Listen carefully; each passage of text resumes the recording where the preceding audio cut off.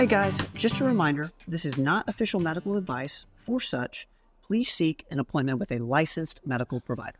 Welcome back again, Lucas, to Performance Medicine TV. We're checking in with you today. You're in JC, Johnson City for the people outside of the East Tennessee area. Lucas, what's up with you, man? Ready to talk more about calories. Woo! No, I'm just You know kidding. what? It can be interesting. So. I cannot Useful. wait to have you on and we start off with something that I know you're excited about. Oh, yeah. Because I feel like we're on a streak of okay, there's a lot of, not so fun parts of nutrition. Yeah. And this certainly, we've been talking about calorie restriction for the last 2-3 episodes. Yeah. And today's the same. So we're building up into the I think more, it's the final chapter. I think. There we go. But it's got to be Well, what are we talking about today? All right. So last time I talked about the hard numbers, calculating total daily energy expenditure, which is how many calories you need to function and not lose or gain weight. And I also gave you the number for the weekly deficit if you want to lose a pound a week, which is 3,500 calories. So you need to come in, and that would translate to 500 calorie deficit a day if that's the method you choose to follow. Today, I'm going to be a little more specific about, what are other ways to get to that 3,500 calorie deficit for those people who don't necessarily want to cut a full 500 calories of eating out of their daily calorie needs. Because 500 calories, you will notice. You'll notice that. That's an amount. If I suddenly came to you, Ben, and I just started trimming that amount out of the food that you were allowed to eat every day, you would probably notice that. And you might feel a little hungry, a little bit. And feeling hungry isn't, I know this sounds weird, it's not great for weight loss. Not because it's not effective, but because that becomes a willpower issue. Gosh, I'm so hungry. Gosh, I'm so hungry. Nobody wants to feel like that. Our instincts are telling us not to feel like that. So I try to avoid that if I can. And there are ways to do it. And I'm going to go into those ways today. I did on the first episode, 2 episodes ago, mention eating low calorie but high volume bulk foods like low calorie vegetables is an example. Like celery, high fiber foods are notoriously full of water and fiber, which typically means it's hard to eat a lot of them. And they're low calorie at the same time. So that's one tool you could use to get into a deficit, is just eat a ton of those before you're allowed to eat crap, and you're probably not going to be hungry enough. So, but let's go into some number, I'm still going to move us towards 500 calories a day, but there are actually more ways than just chopping out your peanut butter sandwich or whatever 500 calorie thing you had. There's other ways to do it. So, okay. The first way, what I just mentioned, 500 calories, I just stop eating some stuff. Okay, great.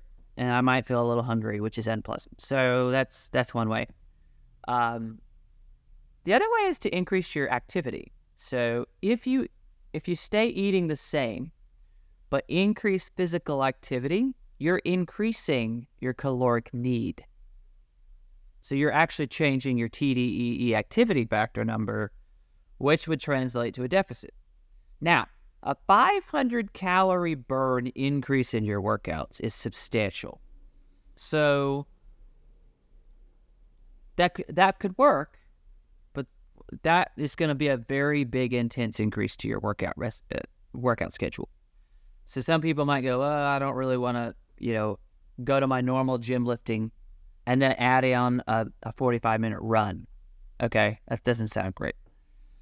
But typically what one could do, an approachable method, is to trim off 250 calories of food via eating higher vegetables and lower calories. So you're still technically eating the same bulk of food, but less calories.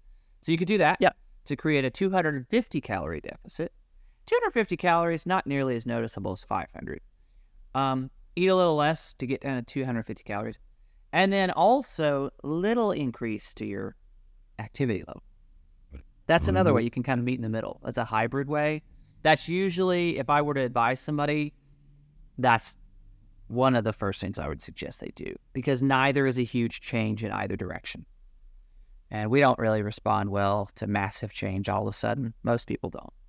So That is an option. Now, there's another option that is not 7 days to create a big deficit. Because who said it had to be all 7 days of a deficit, right? We have to just get to the end of the week to 3,500 calories. So if we're going to do that, another method is fasting.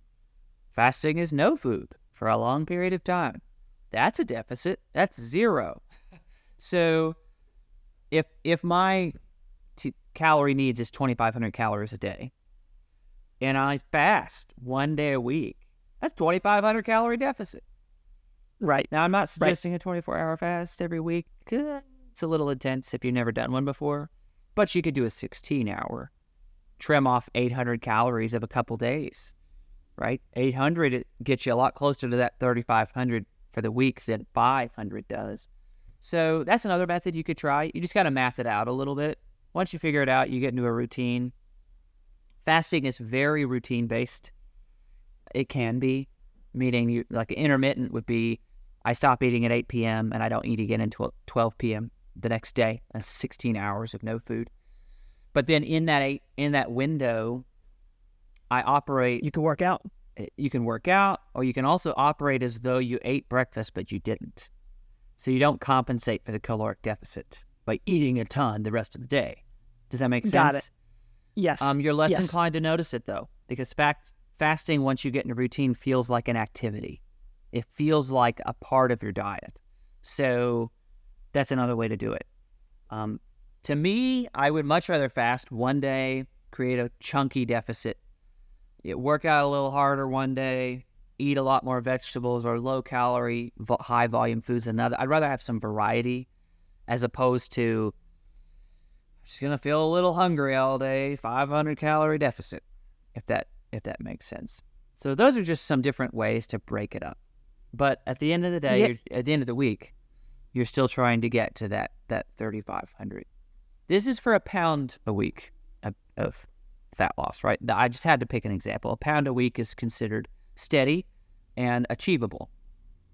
If you're wanting to go higher, you got to increase the deficit. Or you got to build a ton of muscle. But I will tell you, building muscle for most people is harder than losing fat.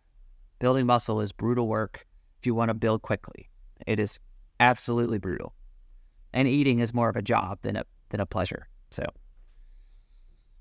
super interesting. And one, I really appreciate these creative strategies. And one, I skip breakfast, and that's really worked well for me. I don't miss it at all. Yeah. And also, like you said,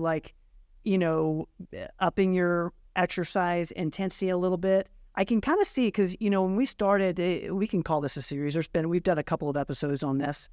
And, in my head, I was like, okay, we've always kind of said it's not eat less, exercise more in terms of weight loss. Right. It's more it's complicated. more complicated. Yeah.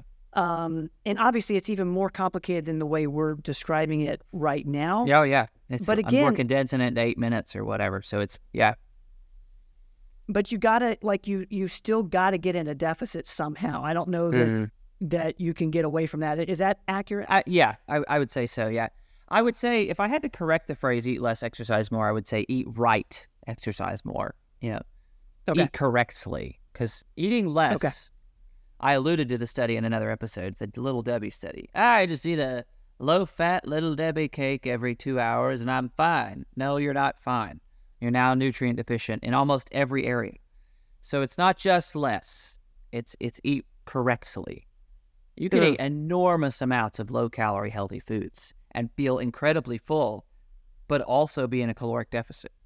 It's like there are ways where you don't have to feel hungry to do it. So yes. No, that's a beautiful way to close this series, this segment. One, it was very encouraging, Lucas. You did a great job of making this. Oh, thank you. It's kind of like it's a tough subject. Yeah.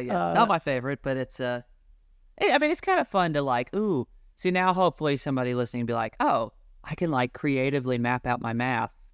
I can tailor this. How can I math this? And math, yay. To make it more approachable. So. And just for my sake and maybe a few others, if I wanted to lose 2 pounds a week, would that be 7,000? Yeah. Like, would you just double the 3,500 Yeah, number? I mean, that's the raw number. Yeah, 7,000 pounds a week. Okay, so you just go up from there? Yeah, 2 pounds a week would be some brutal fat loss. A brutal routine, I should say. So yes. The more realistic number I will say is a half a pound a week. That's a more realistic number, but a pound a week is considered standard. So okay. Well, Lucas, I appreciate you checking in with us again today. Thanks for having me. We'll certainly get you back on here shortly. Guys, thank y'all for tuning in to Performance Medicine TV. For more with Lucas, we'll link up a couple of other episodes we've done on these topics. We've talked about TDEE quite a bit, and we've talked about macronutrients and things like that. We'll link those in the description below. Lucas, we'll see you next time, man. See ya.